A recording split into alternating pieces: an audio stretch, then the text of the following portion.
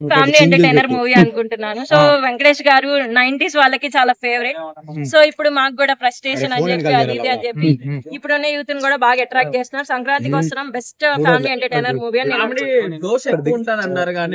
అనిల్ రావుపూడి అంటేనే కామెడీకే care of address. So ఖచ్చితంగా మూవీలో కామెడీ అయితే ఉంటది. ఆయన పెద్ద పెద్ద యాక్టర్స్ తోనే కామెడీ చేయించారు. ఇంకా వెంకటేష్ గారు ఇంకా పెద్ద యాక్టర్, ఇంకా ఈ నుంచి చాలా ఎక్స్పెక్ట్ చేయొచ్చు మనం. వెంకటేష్ గారు లుక్ ఎలా అనిపించింది మ్యామ్?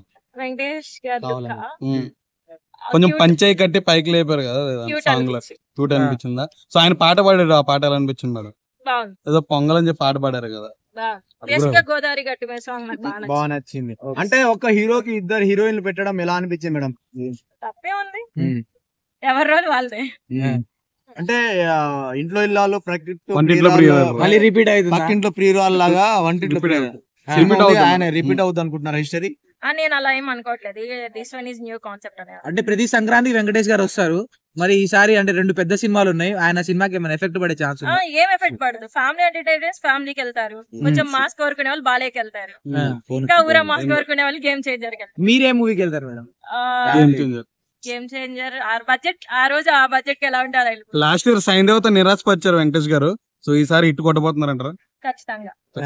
అంటే బజ్ మాత్రం ఎక్కువగా బాలకృష్ణకి రామ్ చరణ్ కి కనిపిస్తుంది. ఎవరు మాట్లాడినా బాలకృష్ణ రామ్ చరణ్ గురించి. వెంకటేష్ ఒకప్పుడు క్రేజ్ ఉన్న ఆయన, ఇప్పుడు కూడా ఉందండి, ఇప్పుడు ఇంకా ఎక్కువైంది. అంటే F2 తర్వాత. మీరు 90s మేడం? 2001. అయితే వెళ్ళరా మరి సినిమాకి వెంకటేష్? అంటే బేసిక్ గా మూవీస్ మేడం వీడు నీట్ గా క్వశ్చన్ అడుగుతున్నట్టే అన్ని అడుగుతున్నాడు. Thank you madam. Thank you madam. ఇప్పుడు ఫ్యామిలీ ప్రతి ఒక్కళ్ళ పిల్లలతో వెళ్ళి చూడొచ్చు అన్న. అబ్బా ఏముందన్న, పండగ వాతావరణం మొత్తం ఆ ట్రైలర్ లో అయితే కనబడుతుందన్న. సినిమా 100% ఈ సంక్రాంతికి వెంకీ మామ ఇజ్ ఇట్ అంతే, ఇజ్ బ్యాక్.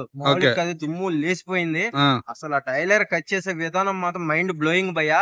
వెంకటేష్ ఫ్యాన్స్ అందరు కూడా పండగ చేసుకుంటారు అంతే. వెంకటేష్ గారు లుక్ ఎలా అనిపించింది? కొత్తగా అనిపించింది అన్న నిజంగా.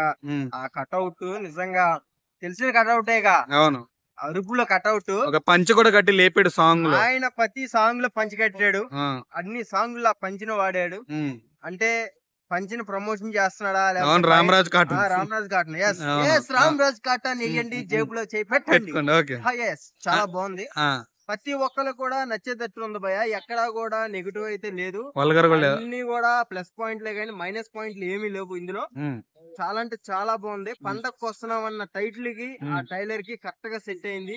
జై వెంకటేష్, జై జై వెంకటేష్. వెంకటేష్ గారు సాంగ్ పాడారు కదా ఇందులో, ఎప్పుడో గురు సినిమాలో పాడిండు, తర్వాత ఇందులో పాడాడు పొంగల్ సాంగ్. ఎలా అనిపించింది ఆ సాంగ్? అసలు యాక్చువల్ గా మ్యూజిక్ డైరెక్టర్ అయిపోవాల్సింది ఆయన. ఓకే, ఏదో గాచారం గండాచారం అవగా హీరో అయిపోయాడు. ఎందుకంటే మ్యూజిక్ డైరెక్టర్ ఎందుకు అవ్వాలి అంటున్నానంటే గొంతు అంత బాగుంది వెంకటేష్ గారు, చాలా బాగుంది. అంటే ఒక మ్యూజిక్ డైరెక్టరే పాడినట్టుగా కీరవాణి వీళ్ళు అంత పకడ్బందీగా, అంశంగా, అంత మంచిగా అమృతం తాగినట్టుగా అంత బాగుంది. సో వెంకటేష్ గారికి 2 టాలెంట్లు ఉన్నాయి కాబట్టి సో పండగకు వస్తున్నాం అన్న టైటిల్ తో నిజంగానే పండగకు వచ్చి గట్టి కోరుతారు. సో అనిల్ రావుపూడి గారి గురించి ఏం చెప్తావు? ఆయన తోపు, ఆయన గురించి చెప్పేది ఏం లేదు. ఈ సినిమా ప్రూవ్డ్ ఆల్రెడీ. అసలు అప్పు ఇంతకు ముందే భగవంత్ కేసర్ తో హిట్ ఇచ్చాడు అతను. అవును. సో ఇప్పుడు ఈ సంక్రాంతికి వస్తున్నా అన్నది కూడా ఇజ్ హిట్. అందరికి సినిమా నచ్చిద్ది. ఎక్కడ ట్రోల్ చేసే వాళ్ళకి ఇంత కూడా దొరకకుండా ట్రైలర్ కట్ చేశారు కాబట్టి సినిమా 100% ఇజ్ హిట్. బొమ్మ హిట్. పండగకు వస్తున్నాం. లాస్ట్ ఇయర్ సైంధవాతో కొంచెం నిరాశపరిచాడు వెంకటేష్ గారు. ఈసారి సంక్రాంతికి వస్తున్నాం, ఈ పండగకు వస్తున్నాడు. సో ఈసారి ఏమన్నా గట్టిగా ఇవ్వబోతున్నాడు? కాదు, రాడ్డే పెట్టబోతున్నాడు అందరికి. మామూలు రాడ్ కాదు అది.